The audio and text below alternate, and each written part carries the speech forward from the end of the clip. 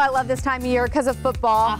But you know, what do I love most in the morning that I usually spill around our studio? Craig, your coffee. Where's your coffee? Talking about my coffee. So get this, everybody. Here's my normal coffee mug. I've had this probably since the start of the show. We need a new one. We need a new one, and I do. I spill it regularly, but today we're going to be drinking out of these new coffee mugs. We're celebrating National Coffee Day this weekend. It's Saturday.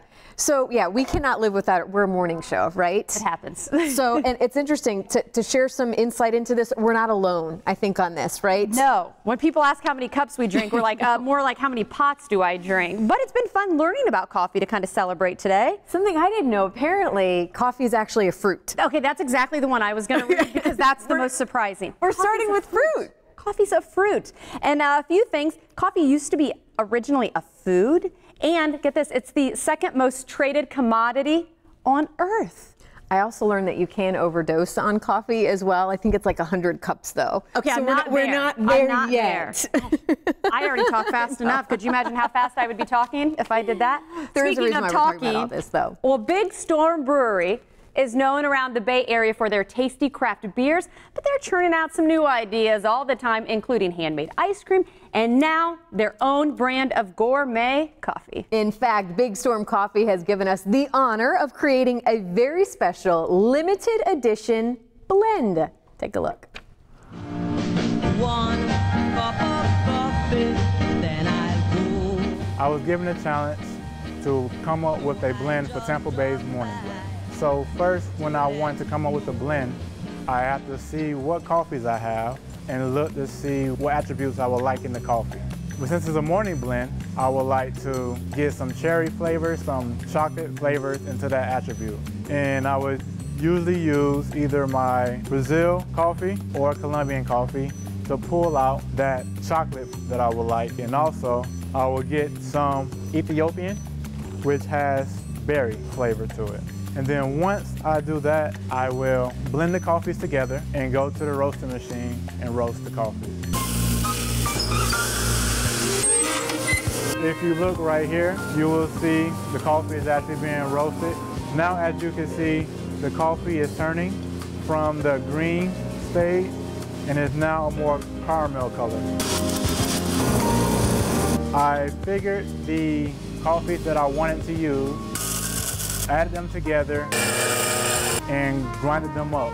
I am now letting the coffee brew for 2 minutes to get all the grounds soaked and saturated with the hot water. And after that, I would take the bloom off the top, which is what we call the browning and the top of the coffee. Once I take that off, I would taste the coffee. And now it is ready to be brought to you.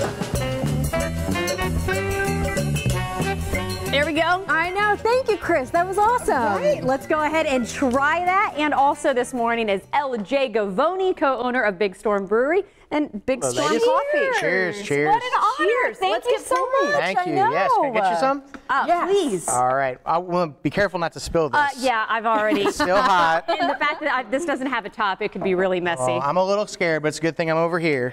So we just heard again kind of what went into this, but we are so honored that this is really, you guys have been doing this for a little bit of time now. We have. We've been experimenting for about a year, playing with different blends and seeing what we can get out of the equipment that we have, and we're really excited to finally have something and to have something we could do with you guys. Well, we are so honored, excited, as we're trying it, very smooth. Talk about the comparison. I was just beer and coffee. Yeah. Yeah, well, it's really not that dissimilar in the sense that making beer and making coffee or roasting coffee beans is all about times and temperatures. So how long you're going to hold the temperature, so what that temperature is, that peak of temperature, and how long you choose to hold at that temperature. So in the beer world, we're extracting sugars from our barley, and in this world, we're extracting the oils and tannins as we roast those beans from the fruit, from the cherry fruit, to derive whatever flavors we choose, whether it be a light roast, a medium, or a dark roast. Well, let's talk about this roast in particular. What goes into it? What's making it special? Sure. So for your blend, what we did was we have 2 different Ethiopian blends. Okay. Two different Ethiopian beans, and a Brazilian bean. And the reason we did that is most consumers are very familiar with the Brazilian bean. Yeah. Brazilian beans are about 40% of all beans sold throughout the world. So if we just went with an Ethiopian blend, that would probably be a little too dark and rich for most consumers.